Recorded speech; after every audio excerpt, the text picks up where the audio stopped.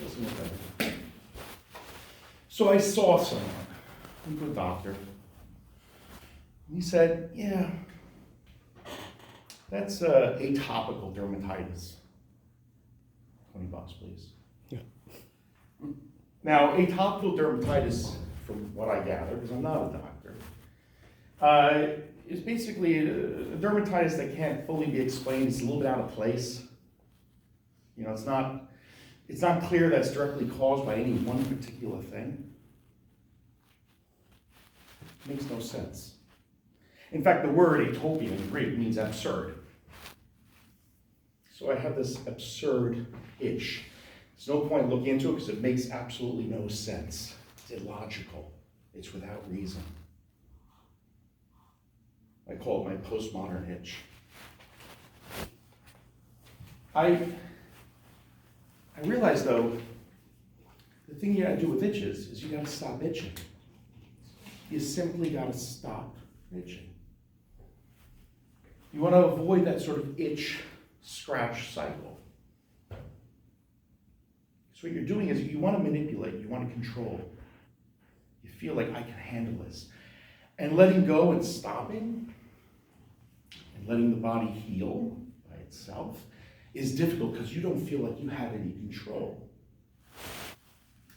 Now, of course, I'm not really talking about my flesh, but I'm talking about the one flesh that we share in our marriage.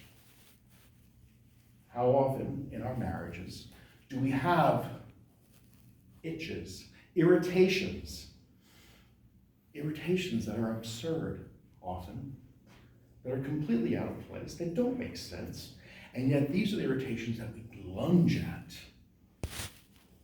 We itch, and we scratch, and we tear. And we have this grim satisfaction out of breaking the skin. This sense of accomplishment when we're able to peel back the scab. But what are we doing? We're stopping the healing. We're digging deeper. We're exposing ourselves to more contagion and infection, and more itching, and more scratching, tearing and ripping the one common flesh that we bear.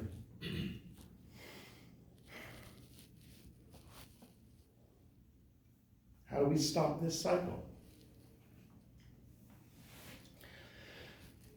Sometimes we can control ourselves. Sometimes we can be restrained, be stoic, have enough discipline, have enough will, and that's good. If you can, do it. Sometimes our wounds are too deep.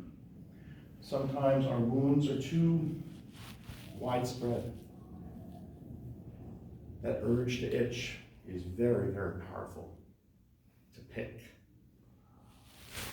Nitpick. Look at the words we use. Nitpick. Henpeck. Tear down. That's what we do to each other sometimes. And we're doing it to ourselves. When our wounds are great, and when we feel like we've lost control, when we just react, those are the times we need to see someone. Those are the times we need to let go.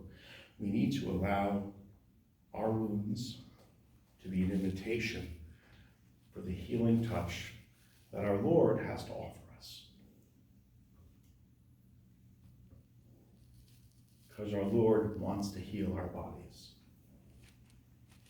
Our Lord wants to glorify our flesh. Our Lord wants to bathe us in his word. He doesn't want us to give each other stripes. He will take those lashes upon himself. And those lashes will be the medicine that we need. So that we can not hide our flesh, not be ashamed of our flesh, not try to manipulate or control our common flesh, but to enjoy our body, to rejoice in the great gift of our marital flesh.